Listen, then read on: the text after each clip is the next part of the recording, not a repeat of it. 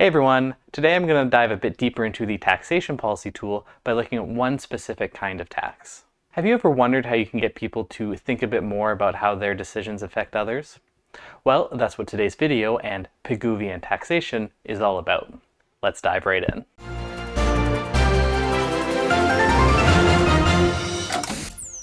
In my last video, I explained the problem of externalities, social costs that are not factored into private costs. Essentially, it's a side effect that affects a third party that's not involved in the transaction.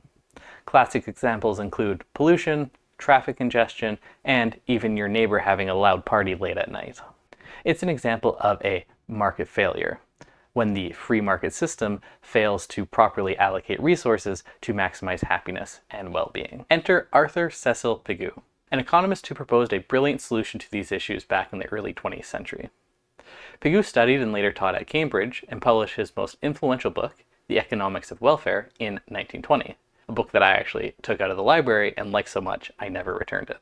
Welfare economics, the field that Pigou founded with his writings, studies how to make people as happy as possible with the resources we have. It's all about fairness, efficiency, and making choices that benefit society as a whole. He suggested that when an individual or business engages in an activity that imposes costs on others, they should pay for both the societal costs and the private costs. To do this, he proposes a tax equal to the external costs so that the final price they end up paying accounts for both the societal costs and their private costs. It internalizes the cost of the externality into the price for the decision maker. As you can guess, by making a product more expensive, it becomes less appealing and therefore there will be less of it. But that's not the end of the story. Pigouvian taxation also opens a world of innovation.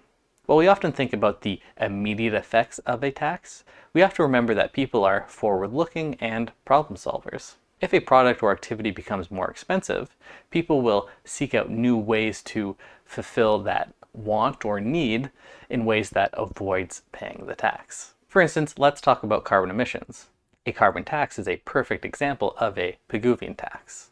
While the immediate effect of the tax is to shift people's behavior away from certain activities, for instance, a recent study of the BC carbon tax found that it will lead to a 19% reduction in emissions from the transportation sector, it also opens up new incentives to innovate. There's more reason to invest in research and development for renewable energies and more efficient vehicles and other technologies because these products become more commercially viable at a higher price than if the substitute product wasn't taxed. Other examples of Pigouvian taxes include taxes on plastic bags, congestion taxes, and taxes on industrial pollution. However, there are some negative consequences of Pigouvian taxes. Because it's a tax on a specific product, there are no equity considerations. It can violate horizontal equity because, depending on people's lifestyles, two people with the same income may end up paying drastically different amount of taxes. Further, it violates vertical equity because high-income individuals may not engage in this activity or use this product, and so they may not pay any tax, while low-income individuals do pay the tax. In fact, sometimes high-income individuals have an easier time finding alternative products and avoiding the tax. Further, it can be really challenging to calculate the true extent of the external costs on society. In other words, determining how high the tax should be can be a big challenge. And also, in terms of taxes, it can have a higher administrative cost and can have a higher likelihood of creating a black market or leading to tax evasion. Sometimes driving a product to the black market can lead to really negative consequences because it can't be regulated at all. That being said, not all taxes that are designed to increase the cost of a bad activity are necessarily a Pigouvian tax. Take, for instance, sin taxes. Sin taxes are designed to increase the cost of an undesirable activity, but it can be difficult sometimes to make the distinction between a sin tax and a Pigouvian tax. Take, for instance, a tax on cigarettes. If the purpose of the tax on the cigarettes is to decrease an undesirable activity, then it is a sin tax. But if the purpose of the tax is to account for the costs on the rest of society, for instance, the cost of secondhand smoke, then it is a Pigouvian tax. There is also the very real possibility that a tax can have dual purposes, both to decrease an undesirable activity and to account for society's costs.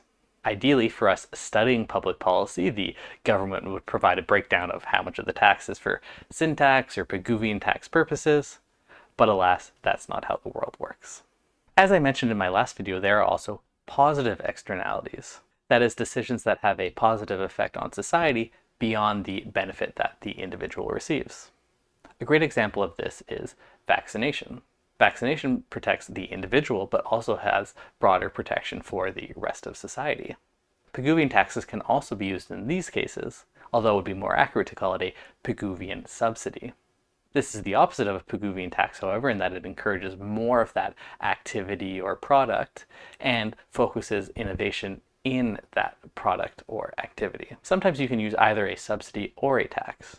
For instance, you can subsidize public transportation or create a congestion tax on cars to reduce congestion.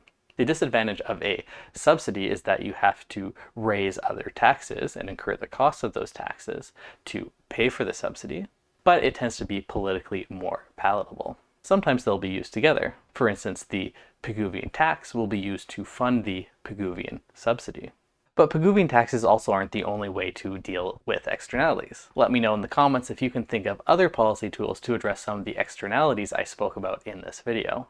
But that's it from me today. If you enjoyed the video, please like and subscribe, and I will see you in the next one.